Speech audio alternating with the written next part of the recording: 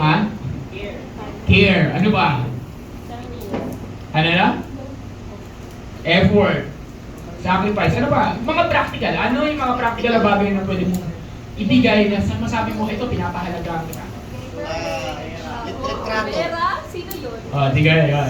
Tanungin ka kami mo, paano ba? Di ba? O ikaw na lang. How do you show value to somebody? How do you show value? Okay.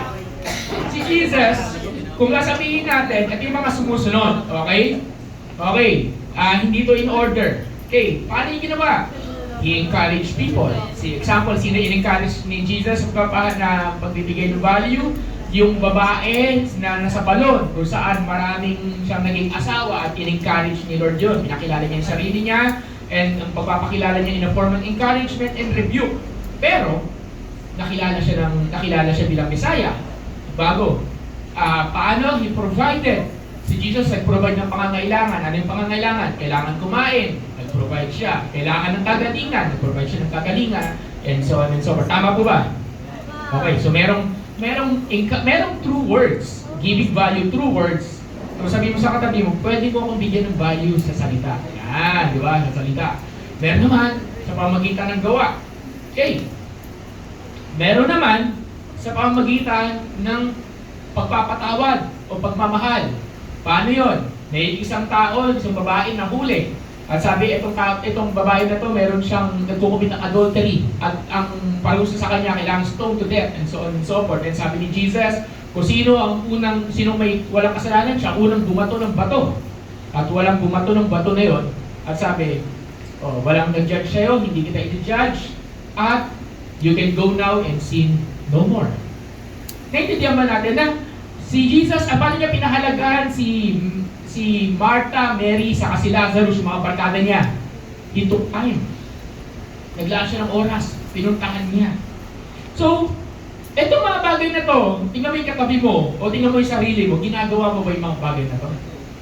You give value through your words. You give value through your time. You give value through practical means or physical means. You give value through your emotions. You forgive people, you accept them, and so on and so forth. So sabihin mo sa katabi mo, alam mo, ginagawa ko yan. Yan. Di ba? Ginagawa niyo ba yun? Parang hindi. Ginagawa ba natin yun? Kung hindi mo ginagawa yung mga bagay na yun, kaya encourage you, gawin mo na. Okay, gawin mo na. So, madali ang bagay na yan. Ngayon, the question is this, what if? Sabi mo sa katabi, what if? What if? Yeah, what if? Wala ka sa po, what if? What if? What if? What if? Meron pa na-encounter na Judas? Yan. What if meron ka na-encounter na Judas? You gave value. You gave yourself. Diba? Pero that person betrayed you. Diba? Question ko sa inyo is this. Hindi ba kayo to? Hindi ba tayo to? Mga nangiiwan sa ere? Hindi rin po. Okay. Mga andito ka nga, pero kunyari, andun ka sa taong pinapahalagahan mo or sabihin na sinusundan mo, pero yung puso mo malayo doon sa taong yun. Nangiiwan ka rin sa ere. Okay. Tingnan natin to, okay? O kaya, sabi ko sa inyo, marami itong hugot eh. O kaya, ikaw yung nag-effort, pero iba yung nakinabang. Mga ganon. Yan. Okay? So forth. Ganyan. O kaya, paano ba? Pinakamasakit sa lahat. Paano ba yung pinakamasakit sa lahat? Ano ba? Marami kasi tatamaan pag sinabi ko to eh. Okay. Nire-referring ko yung words ko. Okay. Si Jesus, listen, once in our lives, and there are moments probably in our lives, even in my own life, that maaaring naging parang Judas tayo. Naging Judas Iscariot tayo. And whatever the reason is, may mga tao na inalagaan tayo o nag-effort sa atin na iniwan natin. Once in our lives, there are people there. And normal naman yun. Halimbawa, hindi na talaga healthy. Siyempre talaga lalabas ka. Pero take note, bakit ba umalis si Judas Iscariot? Hindi siya umalis because of good reason. Umalis siya dahil meron siyang pinagpalit. Anong pinagpalit niya kay Jesus sa betrayal? Pera. Between sa pagpapahalaga na binigay sa kanya ng Lord at sa feeling niya na magsasatisfied sa kanya, mas pinili niya yung feeling niya magsasatisfied sa kanya. And there are times in our lives, listen everyone, there are times in our lives na feeling mo, this will fulfill you. Feeling mo, this will satisfy you. Feeling mo, this will complete you. Whether that's a situation, job, person, or whatever. Pero remember the story ni Judas. Nagsisi siya sa dulo. Sabi mo sa katabi mo, feeling mo lang yun.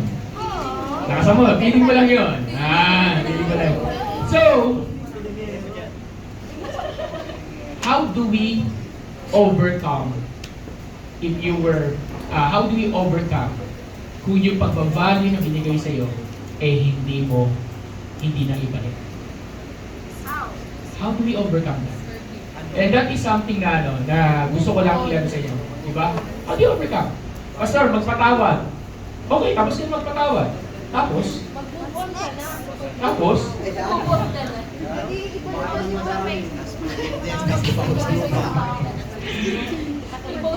Pastor, nasa Bible ba yun?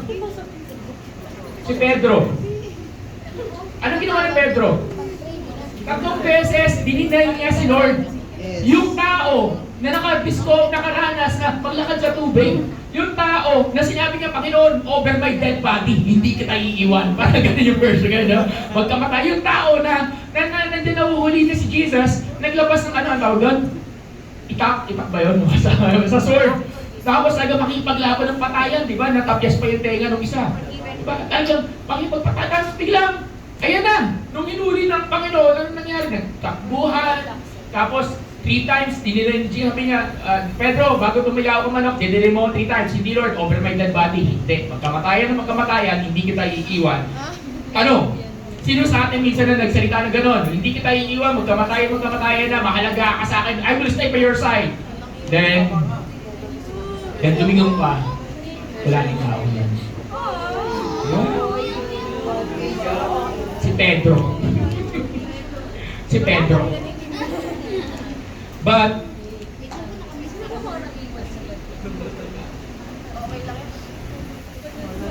sa John, Book of John, sa dulo.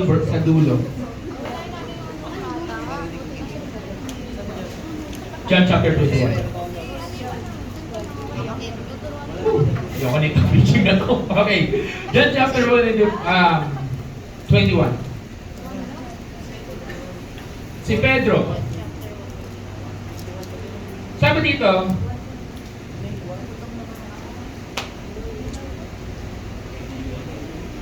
nabuhay na si Jesus. Nakita na nila. Tapos sa 21, after these things, Jesus showed himself again to the disciples at the Sea of Tiberias in the way he showed himself. Simon Peter, Thomas called the twin, Nathanael of Cana. Naralan niyo si Nathanael? Ayan, Nathanael. In Galilee, the sons of Zebedee and 2 other of his disciples were together. Simon Peter said to them, I am going fishing. Ang original na trabaho ni Pedro ay fisherman. Nakilala niya si Jesus saan? Sa pangingisda. Diba? Paano pinakilala ng Panginoon ang sarili niya kay Pedro? Wala ka huli, Pedro, ngayon, magdamag ka na dyan, ihagis mo uli yung lambat. Lord, saglit lang, umaga na, wala na mga isda. Hindi, Pedro, sumunod ka lang. Sige Lord, dahil sinabi mo, ihagis ko yung lambat, inagis ko yung lambat, at nagkaroon siya ng great catch nung araw na yon. At nakilala niya si Jesus through fishing.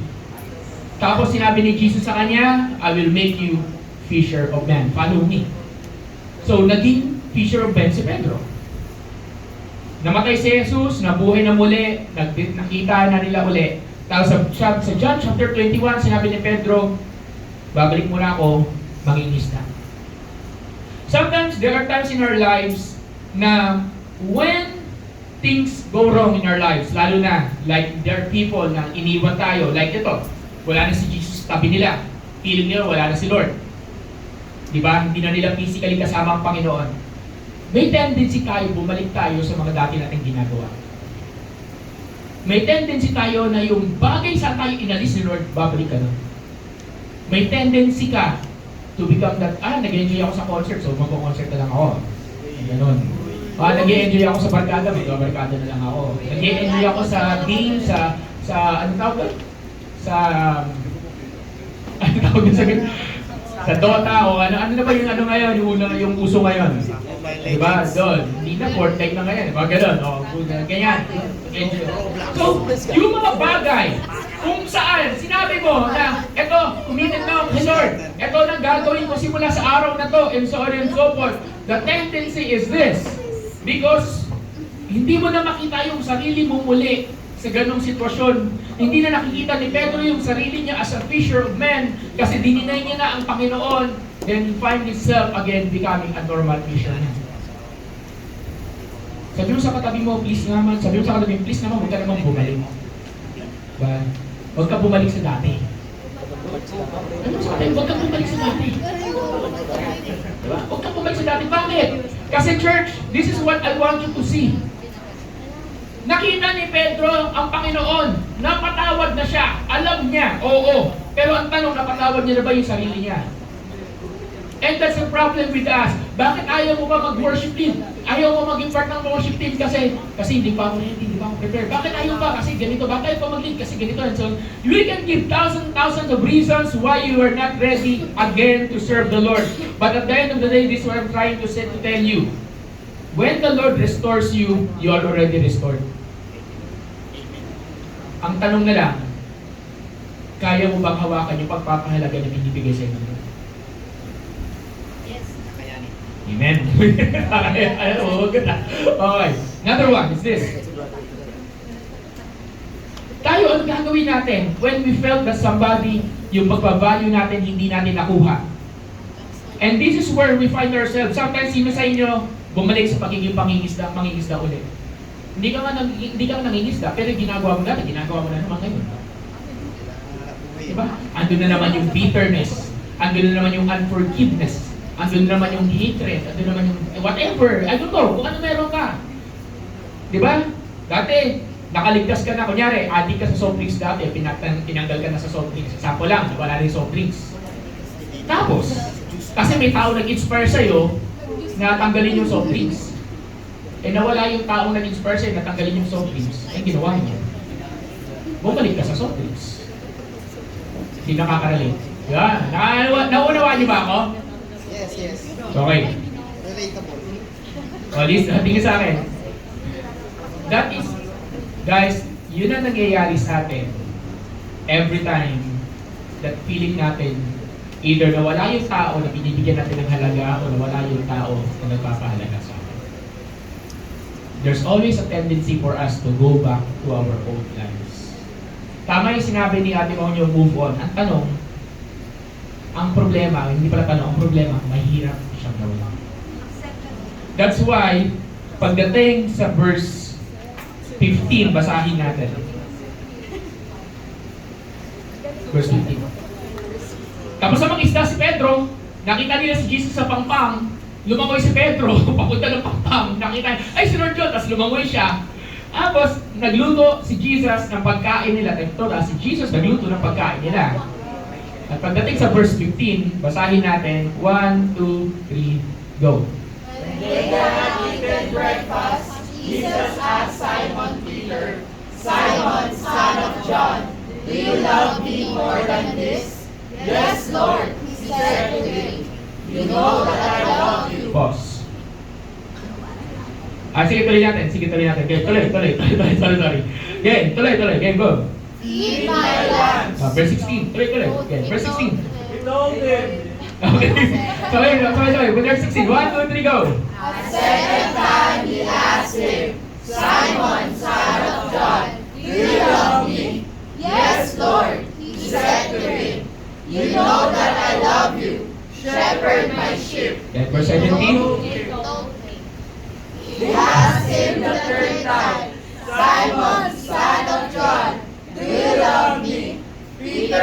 grieved that he asked him the third time, "Do you love me?" He said, "Lord, you know everything. You know that I love you. Feed my sheep," Jesus said. Ayan, okay. Ilang beses na tinanong ng Panginoon si Pedro kung mahal niya? 3 times. Ilang beses dinanay ni Pedro si Jesus? 3 times. Bakit kailangan 3 times, 3 times? Para malala. Diba? 3 beses dinanay. Sa bawat denial, mayroong redemption na nangyayari. May restoration. Isa sa pinakamahirap, actually, sabi ko, Lord, ano bang klaseng preaching ang gagawin ko today? And ang nilalagay lang sa akin ng Lord is simply, just be real. Wala akong title, pero gusto ko sabihin sa inyo na ito yung kalagayan natin as a church. Ito yung kalagayan natin, yung kalagayan. As a pastor for 20 years, there's something na tinuturo sa akin at patuloy. At lagi ko sinasabi kay God, Lord, nakakapagod kumintindi. Nakakapagod umunawa. At lalong na nakakapagod magmahal. So, di ba? Sabi sa'yo, may hugot to eh. Sabi ko, ito na naman tayo eh. Ito na naman yung problema. Yun na nga eh. Hindi na ako nakapagpigil. Nag-post na ako sa Facebook. Post na ako. Abog ito. Hindi ako nag-post sa Facebook. Nag-comment ako sa Facebook. Ayan. Alam ko yung mga magre-react na. Sa sobrang tagal kong, alam nyo, sa sobrang, ay, kilala nila Ate Monyo. Talagang nagko-comment talaga ako sa Facebook. Talaga, okay. Oo, dati. Oo, nagko-comment talaga ako. Ayan, nakikita. Pero sa sobrang tagal na hindi ko ginawa yon, sa sobrang tagal, ngayon na lang ulit. Ang uli yata na kinumentan ko ng gano'n, yung nandito pa si Kuya Porch nyo, yung nagpo-post ang kung ano si Kuya Porch sa Facebook. Tapos magko-comment kami, magko-comment ako sa kanya, hindi comment lang, pati PM, mag-aaway na kami nun. Oo, gano'n. Okay, gano'n.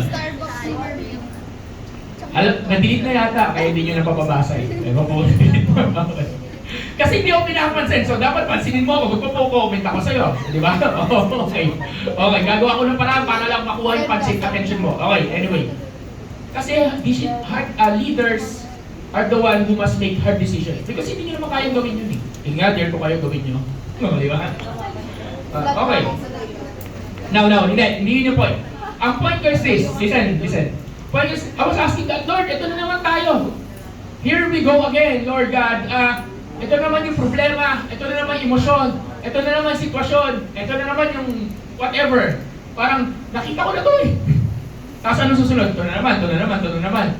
Sabihin ko sa inyo, ang daming naglalaro sa utak ko. Nasabi ko nga, kung i-unleash ko lang lahat ng gusto kong sabihin, marami akong masasagasaan dito, baka next week wala na umaden dito.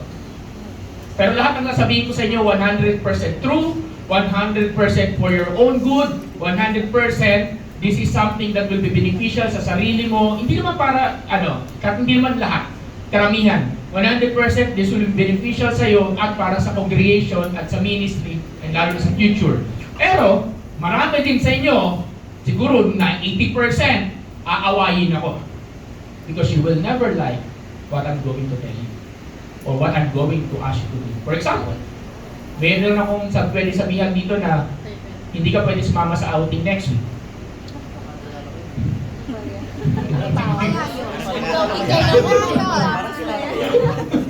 Diba? Gano'n yan. Gano'n na. Kanina na, diba? Gano'n na yan. Then I can give a valid reason and I can even convince you why. Kanina, meron lang akong hindi pinayagan. Nagpaalam sa akin, Pastor, alis ka agad tumingin. So, tawagan, hindi pwede. Hindi ko sinabing sorry, hindi pwede. Sabi ko, hindi pwede. Sabi ko, lumalabas yung pagkakuyamay ko. Lumalabas siya, Tapos meron pa si Kuya Warren nyo, ewan ko kung ano nararamdaman, tanong na tanong. Kuya, okay ka lang? Okay ka lang? Ito naman, salamat sa pagtatanong, okay lang ako. Okay, gano'n. Pero sabi ko sa loob ko, okay na ba talaga ako? Ikaw ba, tinanong mo na ba sarili mo kung okay ka lang? Diba? Okay, have you asked yourself? Diba? Si Peter kasi, sabi ni Peter, Hindi ako okay, so makinis na ako. Are you okay? Diba? Are you okay? Diba sometimes pag hindi tayo okay, kailangan natin maglabas ng gumawa ng outlet, yung kahit anong bagay. Si Pedro, ang version niya noon, mangingisda. Ano sa'yo? Diba? Anong version mo? Anong ginagawa ko? Diba? Ganun. So, what happened is this. Worship team, prepare ka, okay? What happened is this. Just give me 5 minutes. Ito na si 5 minutes. Okay. Sana basta ako 5 minutes to. What happened next is this. I asked God, Lord, ano gusto mong gawin ko? And paulit-ulit lang yung word na sinasabi sa akin ni God na what you've been doing for the past 20 years is you keep doing again and again. And what is that? Love. What is that? Value. What is that? Faith. Faith. Pananampalataya. Sometimes, you need to remind yourself bakit mo ginagawa yung ginagawa mo. I need to remind myself bakit ko ginagawa ito? Dahil ba pastor ako? Dahil ba may church? Dahil ba servant ko si God? Dahil ba love ko si Jesus? Or because this is who I am?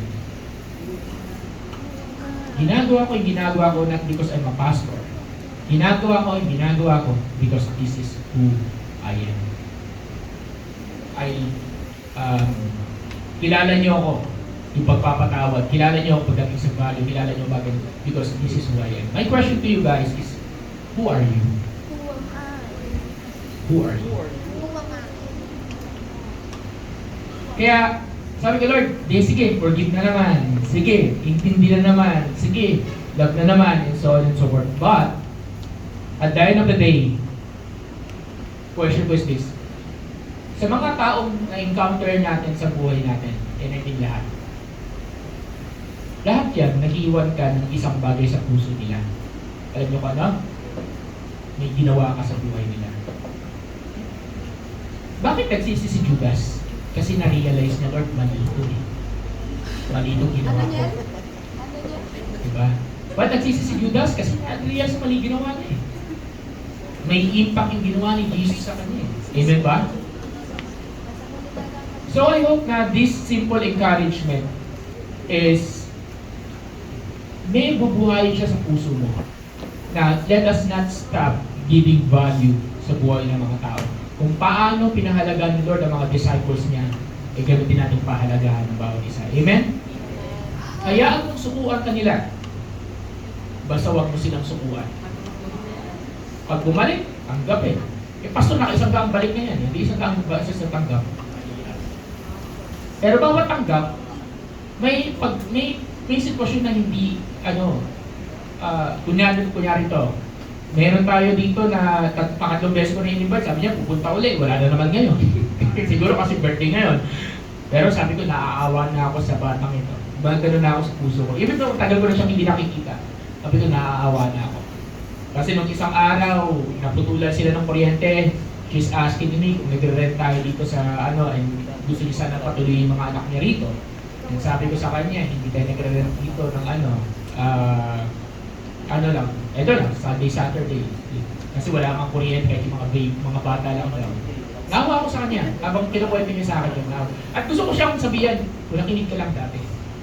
Kung nakinig ka lang sa mga sinasabi namin long time ago, kung nakinig ka lang, wala ka sa sitwasyon na yan. Kung nakinig ka lang, nasabi namin, iwanan mo yung lalaki niyan, hindi mo mararanasan itong panahon na to. Nakinig ka lang before. Kaso it's too late. Andun na, iniwan na siya, single parent na siya. And so on and so forth. Kung makinig ka lang, sabi mo sa katibil mo, makinig ka nga. Makinig ka lang. Pero sa puso ko, 100% guys, Ellen, Keneasu. 100%, I'll tell you, naawa ko sa kanila. And that is what it means to give value to somebody. Nasasaktan ka pa rin kung nalaman mo may nangyayari sa kanila hindi maayos. Kasi minahal ko pa rin yung mga tao yun. Di ba? Nasasaktan ka pa rin. Nakita mong hindi maayos yung buhay nila. Pag masaya naman, okay lang. Sige, okay lang kayo masaya. Okay lang kayo, wala problema. Pero kung hindi maganda, At lalo na yung itong mga tao na to, for example, kayo, di ba? Example, yung isa sa atin dito, di ba? Talagang pinumpok ko yun ng maraming pokpukan. Maraming pokpukan, di ba? Alam niyo yan. Yan sabi ko, kaya meron akong karapatang magsalita. Bakit? Sabi ko, kasi maaaring hindi mo ito pansinin, itong sasabihin ko sa'yo. At maaaring hindi nyo pansinin ito ngayon. Pero alam nyo at alam natin sa sarili natin na yung mga bagay na nabanggit sa inyo, whether ako o galing sa mga kuya or ate, are words that will help you in your life. Amen? These are words. And this is the words of God. This is not the words of sino-sino lang. These are words based on Bible. And whenever we give value to somebody, we don't give up. Kaya nga, ang word sa akin ng Lord, guys, as a church, is this. Pwede man tingnan mo yung mga nasa likuran mo, tingnan mo yung nasa likod, tingnan yung harapan, yung katabi nyo, tingnan yung bawat isa. Tingnan nyo lang. At tingnan nyo yung mga empty chairs. Unang tanong ko sa inyo. First question. Hindi nyo ba nami-miss yung mga tao na dati nakikita nyo dito? Unang tanong. Pangalawang tanong ko sa inyo. Yun lang, hindi nyo ba sila ay wala si ganito, kakamiss naman yung presensya niya. O pag ikaw nawala, pangalawang tanong, pag ikaw yung wala, may makakamiss kaya sa'yo dito? Ayun, di ba? Pag yun wala, kuwaba ka naman, wala ka naman, di ba, nakakamiss sa'yo dito, di ba? Okay. Diba? Pangatlo, yung mga tao dito sa paligid nyo na nakikita nyo ngayon dito, natutuwa ba kayo na nandito sila? Hindi dahil nandito lang yan ha, for the sake of attendance. Kasi, oy, nandito si ganito, oy, ganito po din nandito ha, ganyan, di ba? Ayun, di naman ako, may tatlong dito. Siguro yung ilay ba, kunyari nawala, mamimiss nyo kaya? Ganyan, di ba? Oy, di ba? Di ba? Sino ba naman hindi makakamiss sa ganyan? Okay. Pero at the end of the day, guys, tingin sa akin. At the end of the day, yung church kasi is a family. So, I'm hoping na we appreciate one another. Amen? We appreciate one another, we miss one another, we value one another. And that's why, iisa lang yung word sa akin ng Lord. Who are you, my kalalang publiko? Who I am? Kasi kung as a pastor of church ko, ano yung meron akong binababa ko sa inyo eh. At isa na yung sagot ko sa Lord. I'm that person na siguro inayos ni God na bigyan ng mahabang pasensya and to never ever give up to someone. Alam nyo sa sarili nyo na hindi ko sinusubuan yung mga tao. Nagagalit ako, binibitaw ako, inaano ko, kasi nakakapagod. At I welcome other people. Pero alam nyo na hindi ko susubuan yan, hindi ko pagtatapuyan yan. And I hope ganoon din tayo. It's time for us as church to move on. Pero it's time also for us to be reminded who are we really are. Amen? So kaya na yung pagkebro tayo tumayo. And ngayon na tayo yung mga nandito, pwede bang harap ka ng katabi mo at sabihin mo, uy, namimiss kita, makakamiss ka. Ayun, di ba? Sa linggo kayo hindi nakita, di ba? O, kaya, you appreciate one another. Amen? You appreciate God. So, sana naiintindihan nyo na ako sa tuwing sa tuwing pinaglalaban ko, Pastor, hindi ako makakapunta ng church. Hindi ka pupunta ng church. Diba? Maglakad ka. Diba? Kasi, sa ngayon, na ganito lang ang numero natin, madali niyo makilala yung mga mukha ng bawat isa, maging pamilyar sa boses. Sa ngayon. Pero parating na yung panahon kung saan magdadalawang service na tayo, puno ang conference A and B, dalawang service, yung iba sa inyo aatin ng morning, yung iba sa inyo aatin ng hapon, hindi nyo na makikita yung bawat isa. Kasi bawal dumoble ng service. Kasi mawawala ng upuan. Puno eh. Diba? Maliban sa worship team, may iba yung worship team. Okay, one din ako. Diba? Okay. Hindi, promise. Anong point ko? Sa totoo lang, hindi ko alam yung point mo, Lord. Hindi na. Sa totoo lang, I just want to put emphasis na, hey, church, we are a church that created by God to learn to value one another. Whether that value may pupuntahan o wala, it doesn't matter. Let's do our part of giving value to one another. Is that an amen? Si Jesus, He doesn't care. Alam ba niya na na-try to reach ni Judas? Oo naman, Diyos siya eh. Pero bakit? Sinabi, Judas, hindi ikaw. Alis dyan. Walang ganun. Tinanggap niya pa rin. Kung paano niya pinakatunguhan niya 11, ganun niya rin pinakatunguhan si Judas. Expecting that Judas will be transformed and will change, pero hindi. Ang ganun din tayo. We don't give up to somebody. We don't give them up. We don't surrender them up. We keep, kaya sabi ko sa inyo, pag mong pangunahan, mag-invite ka lang, huwag ka maging Diyos, mag-invite ka lang. Just keep reaching out, kahit nakakasawa, kahit nakakapagod, and so on and so forth. Bakit? Kasi who knows, that last invite na meron ka would be the time na invite mo, last time na to, hindi mo alam na yun pala yung time na magigising din yung tao ngayon sa katotohanan. So, this is our value, that we are a church who values people. Lord, we come before you this afternoon. And Lord, we are praying, God, that you are God who can make all things new. Tulad kay Pedro. So Lord, before we end, we just wanna declare this right now, God, that help us that there's always a new beginning in you. And I pray, as we have our new beginning, help us as a church that we will learn to value one another.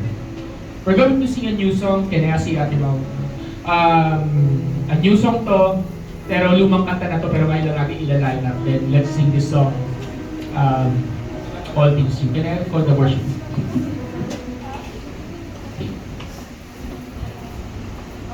Your love's making all things new. You're working it all for good. For the things of this world, there is hope in you. In the life that is found in you. Your love's making all things new. You're working all for good. For the things of this world, there is hope in you.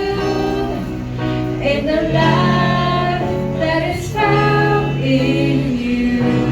Sing the chorus of Sentis. You make all things new. Let's declare. You make all things new. Fast forward, let's declare that. Oh, you make all things new. You make all things new. You make all things new. You make all things Let's declare new. yesterday and forever. Yesterday and forever, your love never changing, this hope never fading. Last one, let's declare. Oh, you make all things new. Let's declare. You make all things new. There's a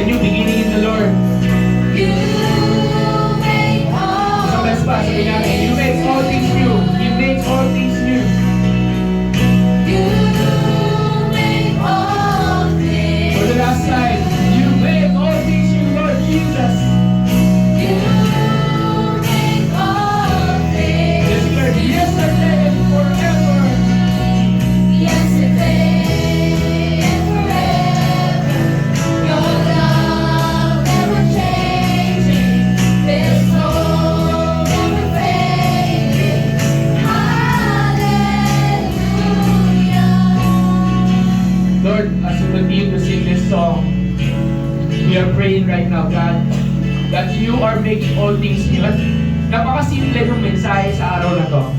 Mensahe ng bibigay halaga. Kung paano binigyan ng halaga yung mga disciples mo. And sometimes, God, maaaring nakukuha namin yung reward nun. And minsan, masakit kasi hindi namin nakikita yung reward. So Lord, dito sa simbahan na to, sa bawat isa na dito, you can make all things new. Salamat po, Panginoon, sa pag-iwa mo Diyos, na patuloy na gumagalaw sa aming kaligtasan, Lord. Thank you. Thank you. Let's sing the second verse. My faith in this unseen, bringing life where it has not been, speaking things that are not as if they were. I am alive in you. Once more. Let's sing there. My faith in this unseen, bringing life where it has not been, speaking things that are not as if they were. I am alive in you. Let's sing there. You make all things new. You make all things new. You make all things. Once more. Come on, church. Let's sing there. You make. You make all things new. You make all things new, Lord. You make all things new. Yesterday, forever. Yesterday and forever, your love never changing, this hope never fading. Hallelujah, you make all things. Can you ask everyone, let's declare this, let's lift our hands, let's sing this. You make all things new. You make all things new. You make all things new. He's making a new beginning. You make. You make all things new. Yesterday and forever, Lord. Yesterday and forever, your love never changing, this hope never fading. Hallelujah. And God, we declare right now, Lord God, that it is you that will come and move mightily in our midst. Lord, renew tulad na sinabi ni Jesus kay Peter, do you love me? And sabi ni Peter, yes Lord, I love you. For 3 times. It means na sabi niya, feed my lamb, feed my sheep. Diba? Shepherd my people. Kaya sabi doon, this is our work, this is our job, this is your calling. Sabi niya kay Pedro, this is your identity. I have chosen you. I have chosen you. So right now, wherever you are right now, here, nandito kayo, narinig niyo yung boses ko. And I pray right now for the healing to take place in the hearts, in our hearts right now. If we have, there are things in our lives na medyo parang feel natin nag-fail. And right now, the Lord, I'm telling you, is choosing you. The Lord is choosing you. Pinili ka ng Panginoon. As we sing this bridge, come on, let's declare this. Heavens have been open. I know that I'm chosen. I am alive in you. I am alive in you. God, you are restoring all things for your glory. I am alive in you. I am alive in you. Come on, everyone. The heavens have been open.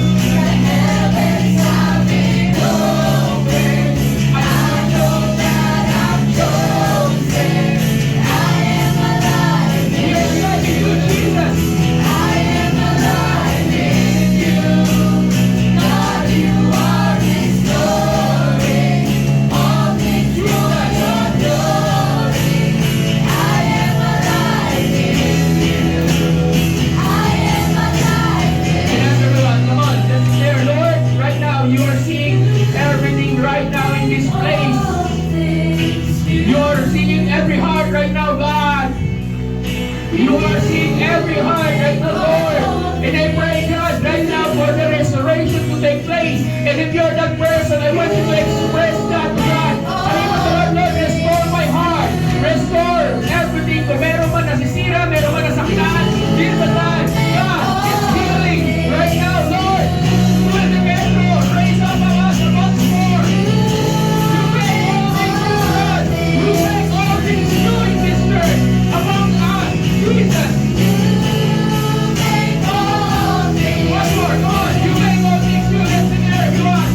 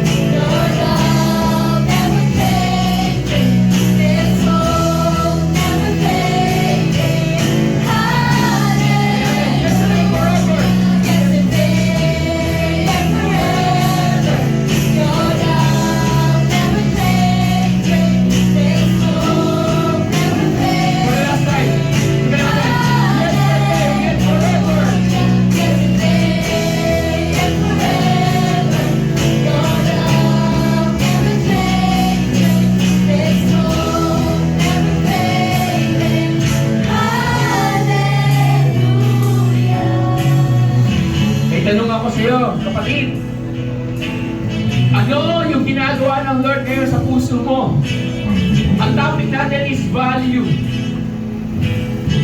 I know that our church is facing something, a big crisis, ayaw ko sabihin crisis, a big situation, where we have given value to a lot of people, pero parang asan na yung value na yun.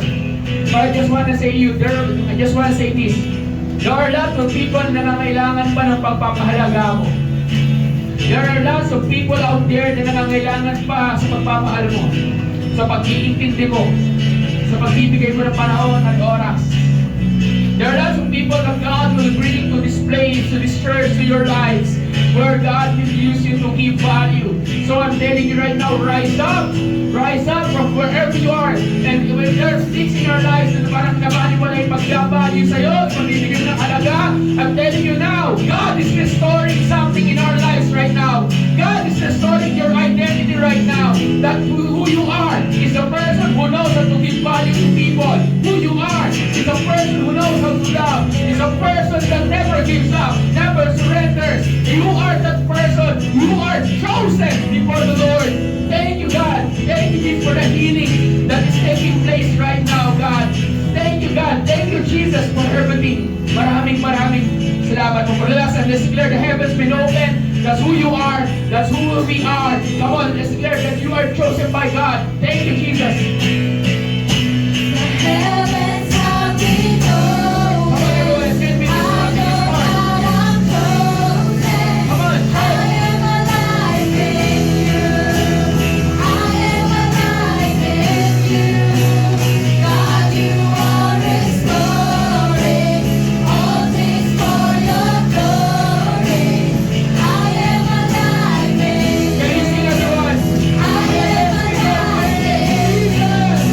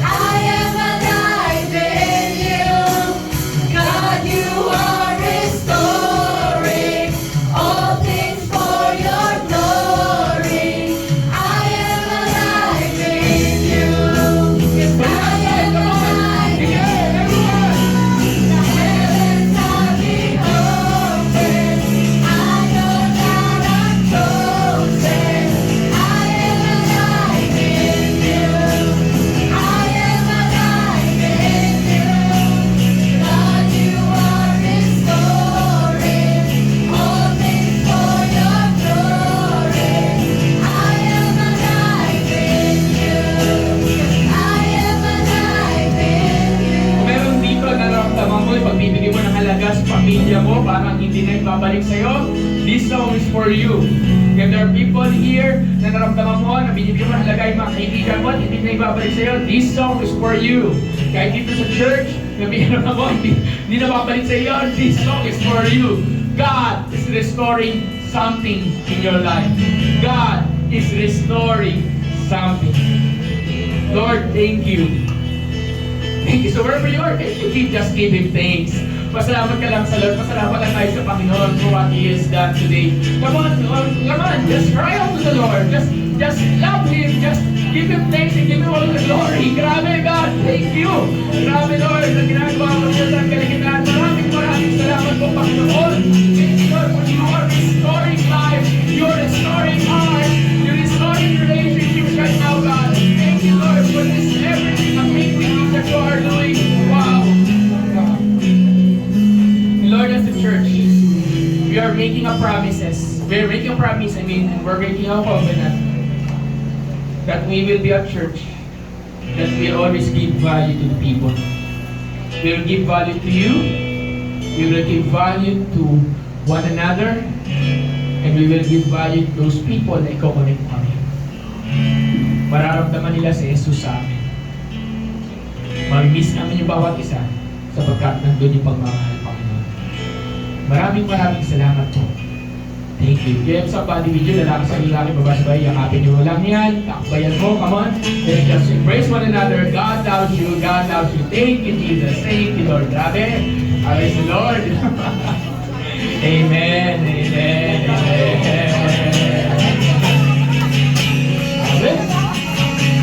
Grabe.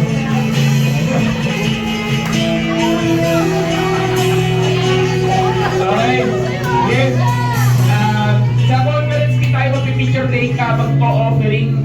Doon na rin yung assignment natin, pero picture taking na lang muna tayo. Okay, grabe. That is good. Doon na rin ako mag-benediction, okay? Kasi 4 o'clock na. Picture taking muna tayo. Salamat. Sige, retouch.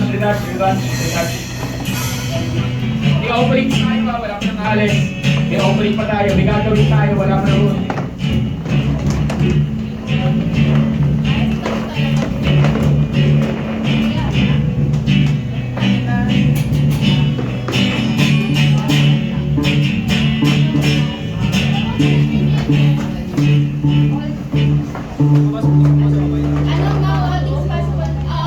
All things new. All things new. Yes, sir. Search na si Sir. I'm alive with you. Wala yung Ano daw? Pero meron din ay connected you ha. Alive yun. Ito live Chris chat song, meron din. Bawal umupo sa sahig, di kita. Ay, di ba pala